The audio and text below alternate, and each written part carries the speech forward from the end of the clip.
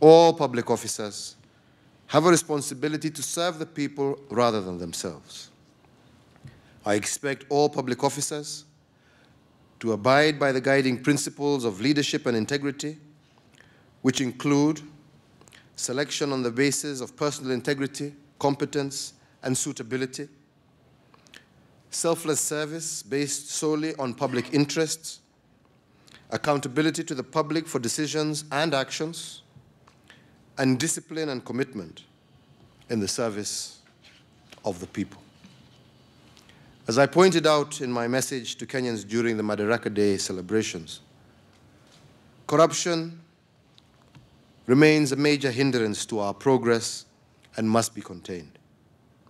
My government is therefore committed to cleaning the public service and to ensure offices are manned by men and women of integrity. This will help us achieve our vision of a corruption-free society, as envisioned even in the third pillar of our Jubilee Manifesto on openness or wazi. So far, we have demonstrated this commitment in the appointment of cabinet secretaries and indeed in the nomination of principal secretaries. We will extend the war against corruption to the counties by strengthening governance systems in county governments in order to seal corruption loopholes and resource leakages. I wish to reiterate again that public resource wastage cannot and indeed will not be tolerated. Public resources must be allocated according to policy priorities, and all public institutions should ensure efficient spending and value for money. As we are all aware, there is a strong correlation between services and corruption. Indeed, corruption is prevalent where government services are in great demand by the people. To be effective in fighting corruption, I call upon anti-corruption agencies to map all key services that are demanded by wananchi on a regular basis and to identify ministries and departments that are high up in the corruption index and where willingness to change is minimal. Once this is done, appropriate strategies to fight corruption and unethical practices should be developed. This should include digitizing delivery of services where possible, reviewing procurement law and procedures, strengthening internal and external audit, and enhancing surveillance by the Ethics and Anti-Corruption, the Police Oversight Authority, and other agencies, and putting in place mechanisms for involving the people in fighting corruption. Ladies and gentlemen, as we do our part as government, it must not be forgotten that corruption is multifaceted and requires to be addressed by multiple actors. Because of its pervasive nature and magnitude, it is imperative that all sectors in our society work together in a concerted manner. I therefore appeal to the private sector, professional organizations, media, civil society, and indeed all Kenyans to be actively involved in the fight against corruption. Let us all move beyond the practice of decrying the prevalence of corruption within government and join hands in doing what each one of us can do to eradicate this vice from our society. In particular, I call upon the private sector, which plays a major role in the supply side of corruption, to ensure fair dealings with business partners and especially with public institutions.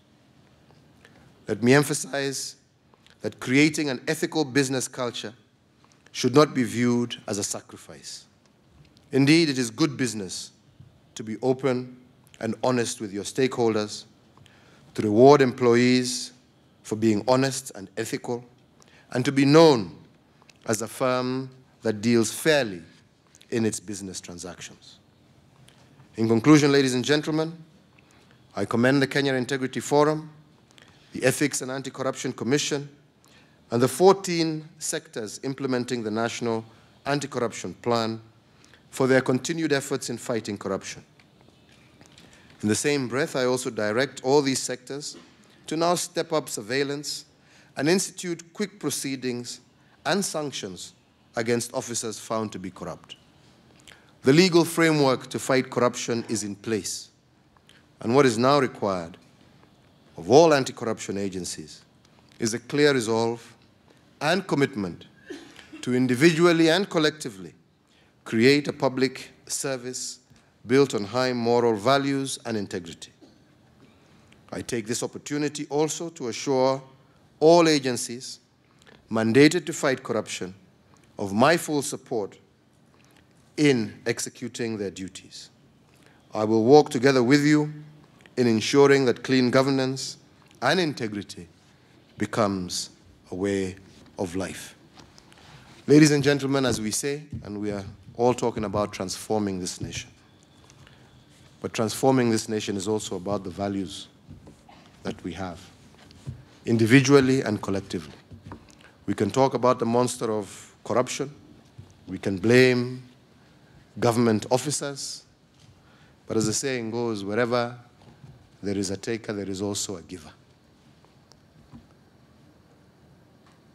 It therefore behoves each and every one of us to really address themselves personally and to ask, what is it that they are doing to ensure that we eradicate this disease of corruption? Corruption will not be eradicated by government alone. Corruption will be eradicated when individually we also look at turning and changing our own value systems and focusing ourselves in recognizing that hard work actually pays. And I do believe at the end of the day, if we work together, we can and will achieve the objectives that we have set out for ourselves.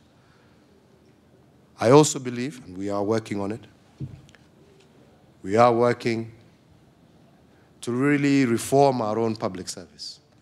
And I think in a very short period of time, you will be seeing the kind of actions that we are taking, especially with regard to service delivery and managing the front office, creating one-stop shops, digitizing records, making sure that there is a service code that Kenyans are fully aware of and what they should expect to find when they enter a government office, wherever they may be.